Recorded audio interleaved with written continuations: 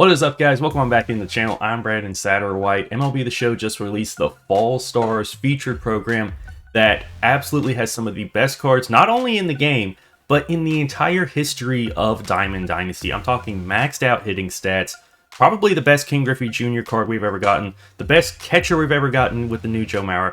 And on top of this, we also got the Aaron Judge program this week, some new packs, a whole bunch of new content is in the game. Let's get into it.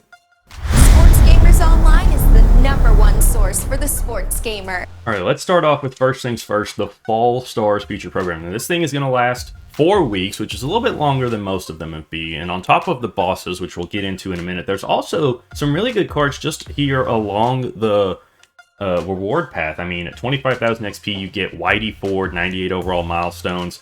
50,000 XP, you get a 2014 postseason Mad Bump, a Retro Finest Willie Stargell, and then you get here to the choice pack. But let's go ahead and see the other cards. Retro Finest Joe Carter here, and then Retro Finest Kirk Gibson, and I think the last one is Retro Finest Luis Gonzalez. So a lot of good cards here, especially if you're still working towards maybe the McCutcheon or the Jimmy Rollins collection like I am.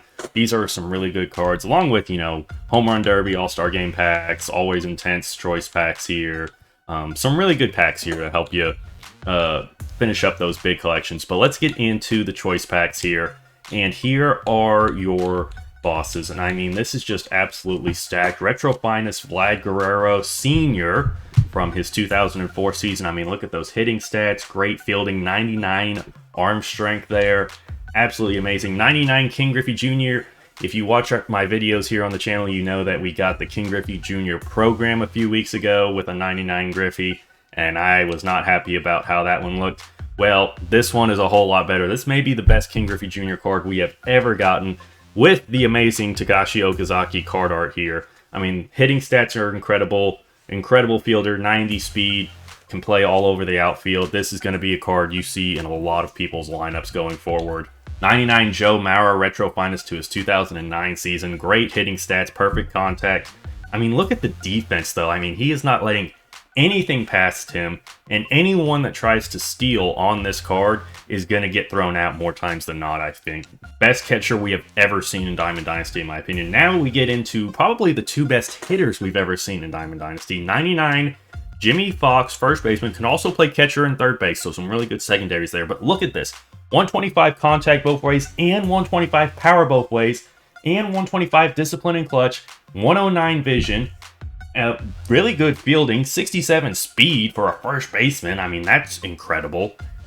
Just absolutely incredible card. And then we have Signature Series Babe Ruth, also has 125 both contact and both power, 125 discipline and clutch, 104 vision, 64 speed, which may be the most you ever see for a Babe Ruth card. Really good fielding, can play right field, left field, and first base.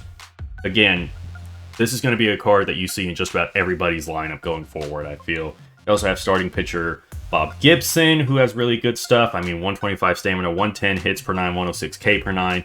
Walks per 9, 88, good enough. 98 home run per 9, 119 pitching clutch, 99 velocity and break. Does he have... Oh, so he does have Outlier. So Outlier 1 on the fastball there. 99 overall Chris Sale. I mean, golly, look at that. That's just absolutely incredible there. Really good quirks here on the card. Dennis Eckersley, always a phenomenal card. I feel like, didn't we get a Dennis Eckersley earlier in the year? That was Takashi. Or no, that was Raleigh Fingers, my bad. No, different A's closer. And then also Francisco Lindor. Honestly, probably the worst out of this bunch, which is saying something considering how good he is as a switch hitter here, but no secondaries. So yeah, so those are the bosses for this program. I mean, it's going to be a difficult decision because, I mean, I know I'm probably going to take Griffey, going to take Mauer, going to take Fox, and then take Babe, and then probably one of these 2 guys here. Maybe Chris Sale.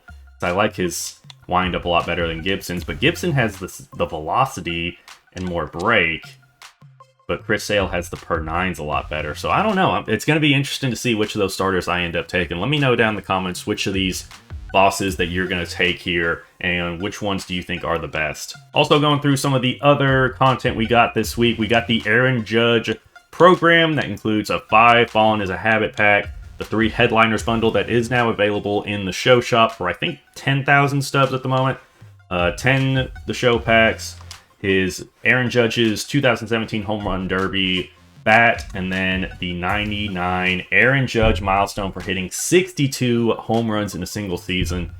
I mean, I know I just said that Griffey and Babe Ruth are going to be my outfield pretty much the rest of the year. Judge is probably going to be that other one in my outfield. So I'm going to have an outfield of Babe Ruth, Ken Griffey Jr., and Aaron Judge. Because, I mean, look at these hitting stats. 125, 107 contact, perfect power, 75 vision, which is good enough, 125 discipline and clutch, great fielding, 70 speed. Again, probably the most speed you'll ever see for a Judge card. Just absolutely incredible. And then also the September monthly awards program wrapped up. So we got all of our player of the month and our lightning player, as long as the last of the Tops Now cards here. But for the 98 overall player of the month henchman, we got some really good cards here. This Eloy card looked pretty good, 119 power both ways. But now with the new cards coming out, probably won't see him sticking around in many people's lineups. Marcus Semien, I was really surprised to see him. I hadn't really followed him much. I just knew that at the beginning of the year, he played like absolute crap. Like, he was so bad, especially after signing that big contract with the Rangers. So seeing him work his way back and actually being able to be one of the players of the month here in September was really good to see. He hit 319 with 6 home runs, got himself a really good card here with good secondaries.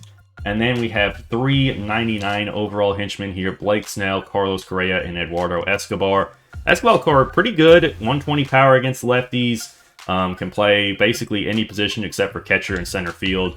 Correa was another one I was happy to see. He had some struggles, I think, during the middle part of the season, but coming back, that diamond defense there looking really good.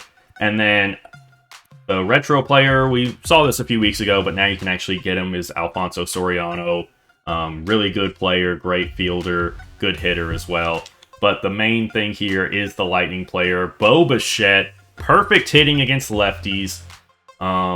Really good fielder, 76 speed, 119, 107 against righties. The only thing I don't like about this, so he's a shortstop, but he doesn't have any secondaries. I really wish they would have put like a second or a third base secondary on him, just to give a little bit more flexibility. I don't know if he actually played any of those positions this year, though, so that's maybe why they didn't. But they have been a lot more lenient towards giving people secondaries. We saw that in the Legends of the Franchise program, and now again with the Fall of Stars program, they're a lot more lenient towards giving position players those secondaries if they've played that at all. So I haven't looked at Bo's like baseball reference to see if he played any other positions this year. Surely he played third or second at least once this year, you would think. But I don't know. I haven't looked at that, so I'm not entirely certain.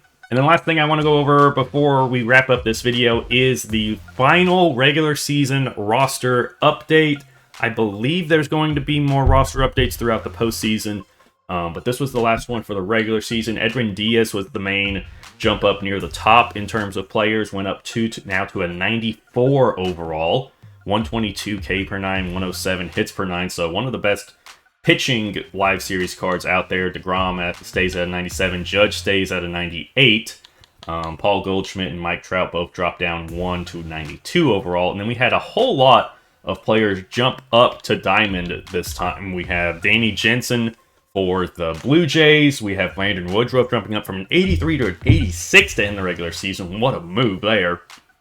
Jose Ramirez, who was near like the top, he was like 90 plus most of the year, finishes the regular season at an 86 overall. We have a relief pitcher for the Mariners, Andres Munoz, jumping up from an 84 to an 86. Closing pitcher for the Dodgers, Evan Phillips, 84 to 86 jump. Christian Javier, starting pitcher for the Astros, has an 84 to 86 jump. And then Pete Alonso jumps up 2 from an 83 to an 85. Carlos Correa jumps up 2, 83 to 85. And then Albert Pujols, after that absolute tear he went on in the second half of the season to get him to 700 plus career home runs, jumps up 4 from an 81 to an 85.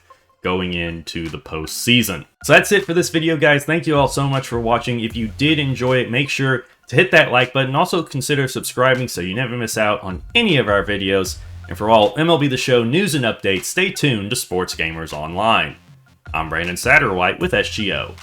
Thank you for watching.